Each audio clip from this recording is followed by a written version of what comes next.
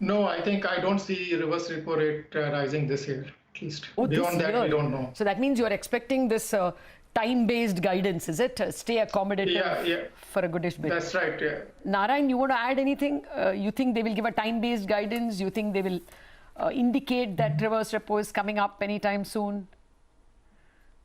No, Lata, in fact, on the contrary, I see that, that liquidity needs to be available. It's just like, it's the economy is on a wheelchair and you lay down the ramp. That ramp has been laid down. They need to channelize this liquidity. And I think, like others said, any indication. Narayan, the governor is here. This statement today contains broadly 4 parts. The first part, I would focus on the MPC's decision and the rationale behind the MPC's decision. Together with that, I will brief all of you about RBI's assessment of growth and inflation. In the second part, I have made an effort to provide some guidance on liquidity and financial markets. In the third part, I would be announcing certain additional measures. And finally, in the fourth part, I would be concluding. And in the concluding para also, I would bring out the broad approach of the RBI going forward during this year. So I request your patience.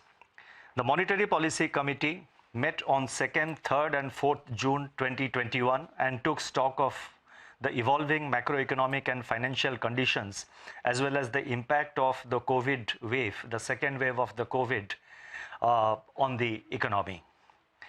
Based on its assessment, the MPC voted unanimously to maintain status quo, that is keeping the policy repo rate unchanged at 4%.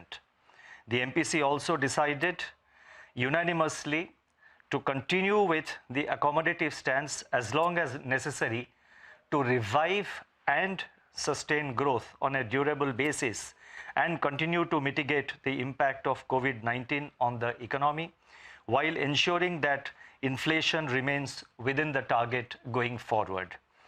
The marginal standing facility, that is MSF rate, and the bank rate remain unchanged at 4.25%. The reverse repo rate also remains unchanged at 3.35%.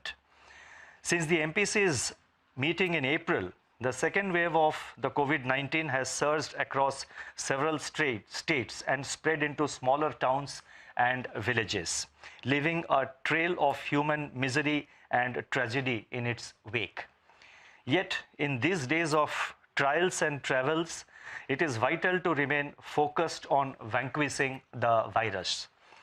Tough times call for tough choices and tough decisions to emerge triumphant. It is said that storms make trees take deeper roots.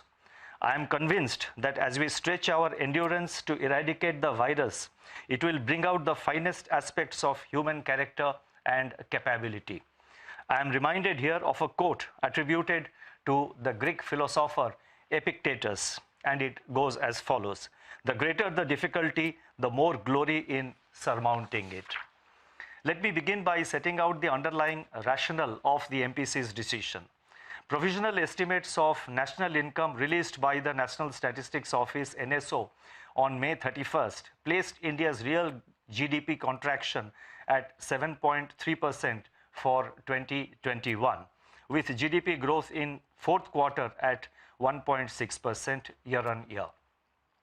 The forecast of a normal southwest monsoon, the resilience of agriculture and the farm economy, the adoption of COVID-compatible person operational models by businesses, and the gathering momentum of global recovery are forces that can provide tailwinds to revival of growth, revival of domestic economic activity when the second wave abates.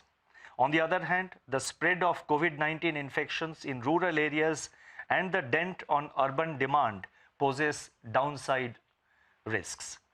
Ramping up the vaccination drive and bridging the gap in healthcare infrastructure and vital medicine supplies can mitigate the pandemic's devastation. The inflation print for April at 4.3% has brought with it some relief and policy elbow room. A normal southwest monsoon along with comfortable buffer stocks should help to keep cereal price pressures in check. On the other hand, the rising trajectory of international crude prices within a broad-based surge in international commodity prices and logistics costs is worsening the cost conditions. These developments could keep core price pressures elevated, although weak demand conditions may temper the pass-through to consumer inflation. On balance, the MPC was of the view that at this juncture, policy support from all sides is required to gain the momentum of growth that was evident in the second half of 2021 and to nurture the recovery after it has taken root. Accordingly, the MPC decided to keep the policy rate at the current level of 4% and to continue with the accommodative stance as long as necessary to revive and sustain growth on a durable basis and continue to mitigate the impact of COVID-19 on the economy while ensuring that inflation remains within the target going forward. Let me now provide some more details with regard to RBI's, the MPC's assessment of growth and inflation. The second wave of COVID-19 is associated with unexpectedly higher rates of morbidity and mortality relative to the first wave. The breakout of mutant strains that render the virus highly transmissible across both urban and rural areas has led to fresh restrictions on activity being imposed across a large swath of the country. Yet, unlike in the first wave, when the economy came to an abrupt standstill under a nationwide lockdown, the impact on economic activity is expected to be relatively contained in the second wave, with restrictions on mobility being regionalized and nuanced. Moreover, people and businesses are adapting to pandemic working conditions. Urban demand, as reflected in some high-frequency indicators, that is, electricity consumption, railway freight, port cargo, steel consumption, cement production, e-way bills, and toll collections, recorded sequential moderation during April and May 2021 as manufacturing and services activity weakened due to restrictions and lockdowns imposed by most states. Mobility indicators have declined during April and May, but they remain above the levels seen during the first wave last year. Domestic monetary and financial conditions remain highly accommodative and supportive of economic activity. Moreover, the vaccination process is expected to gather steam in the coming months, and that should help to normalize economic activity. With external demand strengthening, a rebound in global trade is taking hold, which should support India's export sector.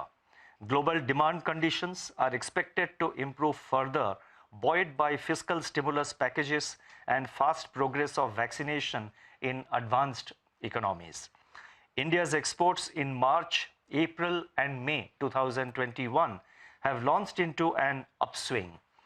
Conducive external conditions are forming for a durable recovery beyond pre-pandemic levels. The need of the hour is for enhanced and targeted policy support for exports. It is opportune now to give further policy push by focusing on quality and scalability.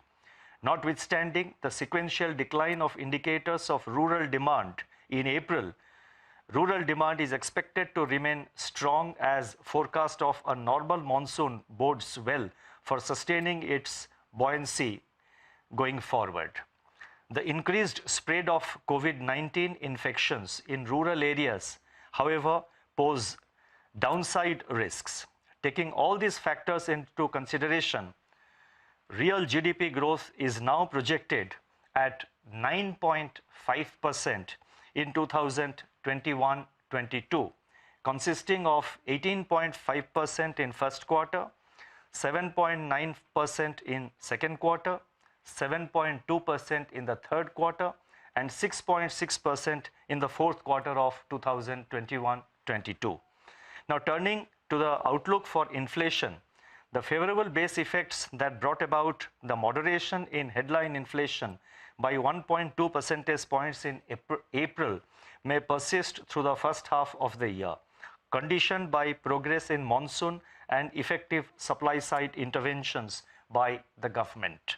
Upside risks to inflation emanate from persistence of second wave and consequent restrictions on activity on a virtually pan-India basis.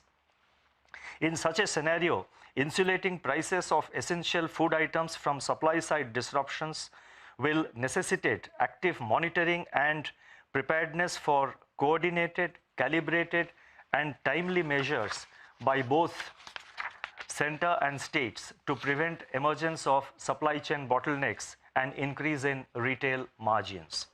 Taking into consideration all these factors, CPI inflation is projected at 5.1% during 2021-22, and this consists of 5.2% in the first quarter, 5.4% in second quarter, 4.7% in third quarter, and 5.3% in the fourth quarter of 2021-22, with risks broadly balanced. Let me now proceed and provide some guidance with regard to liquidity and financial markets. The foremost endeavor of the Reserve Bank throughout the pandemic has been to create conducive financial conditions so that financial markets and institutions keep functioning normally. And this is something which I think we can say with confidence that the Reserve Bank has been successful in ensuring throughout the pandemic period so far. Accordingly, adequate system-level liquidity has been ensured, and targeted liquidity to stressed institutions and sectors has been provided. As a result, borrowing costs and spreads have reduced to historic lows. This has incentivized a record amount of private borrowing